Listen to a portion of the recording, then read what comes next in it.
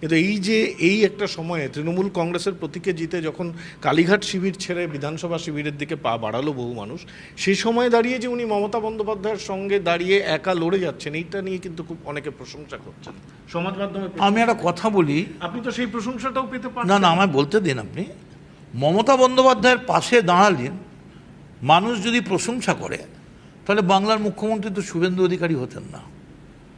তাহলে তো standing ovation 80-র জন্য দিতে হতো না, 210-এর জন্য দিতে হতো, 220-র জন্যে। মমতা বন্দ্যোপাধ্যায়ের পাশে দাঁড়ালে জনগণ খুশি, কে বলল?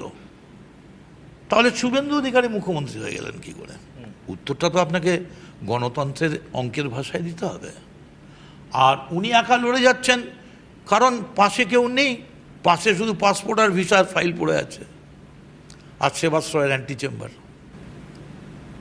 না, একটা কথা বলছি যে অনেকে এরকম দিল্লিতেও শোনা যাচ্ছে যে এনসিপিআই এ গেছেন যারা, তারা কালীঘাটে ফিরছেন, তথাকথিত ভালো তৃণমূল, সেখান থেকে অনেকে শিবির বদল করে। না, যার যা খুশি, যে যা মনে করবেন ভালো করুন, না, আপনার কাছে আমার কোনো আপত্তি নেই। আমি পলিটিক্সই করতে চাইছি না। আর আমার পলিটিক্সের ওপর ঘৃণা এসে গেছে।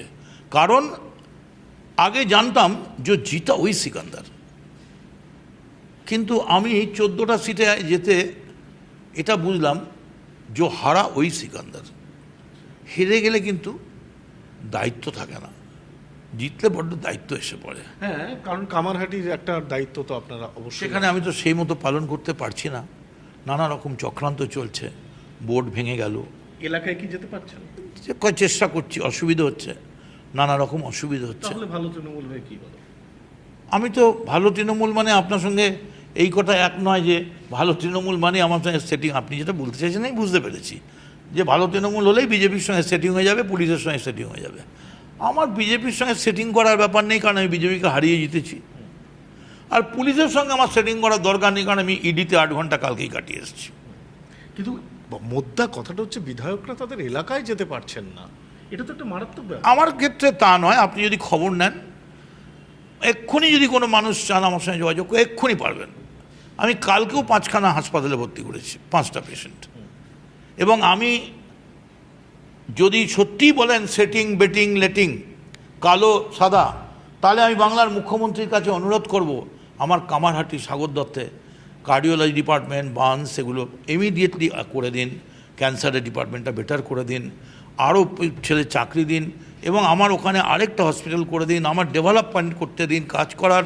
আপনি আমার কি আমি সাজেশান দিচ্ছি, আপনার কাছে অনুরোধ করছি, আমি মুখ্যমন্ত্রীকে অনুরোধ করব, সেটা যদি সেটিং হয় তাহলে সেই সেটিং আমি করব।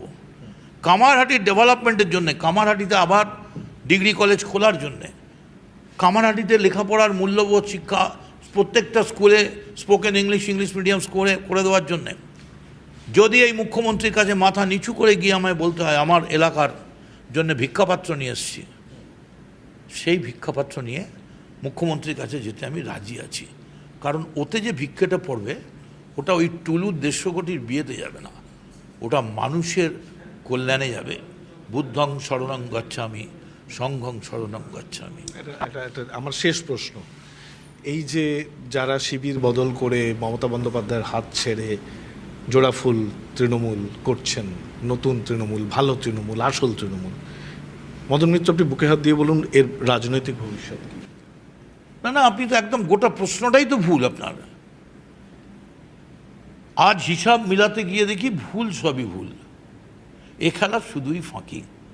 কি করে ওদেরও জোড়া ফুল, আমারও তো জোড়া ফুল, তাহলে আমি কি করে বলবো তুমি ভালো আমি খারাপ, তুমি খারাপ আমি ভালো? সব এক। না না, তাতে কিচ্ছু এসে যায় না, তাতে কিচ্ছু এসে যায় না। কার সঙ্গে মানুষ আছে? মানুষ শুভেন্দু অধিকারীর সঙ্গে আছে, তাই তিনি মুখ্যমন্ত্রী। আপনিও মনে মনে শুভেন্দু অধিকারীর সঙ্গে আছেন। আমি পশ্চিমবঙ্গ বিধানসভার একজন সদস্য, যে বিধানসভার আরেকজন সদস্য মেদিনীপুর এবং ভবানীপুর থেকে, যিনি বাংলার মুখ্যমন্ত্রী শুভেন্দু অধিকারী। বাংলার উন্নয়নে, বাংলার কল্যাণে আমি প্রয়োজনে নিশ্চয়ই 1000 বার তার পাশে থাকব। আমি মনে করি না বিরোধী দল অন্য দল মানে তার ভালোটাকেও আমি খারাপ বলবো। শুভেন্দুর পাঞ্জাবিতে আমি কোনোদিন কোনো দাগ দেখিনি, খুব ধপধপ করে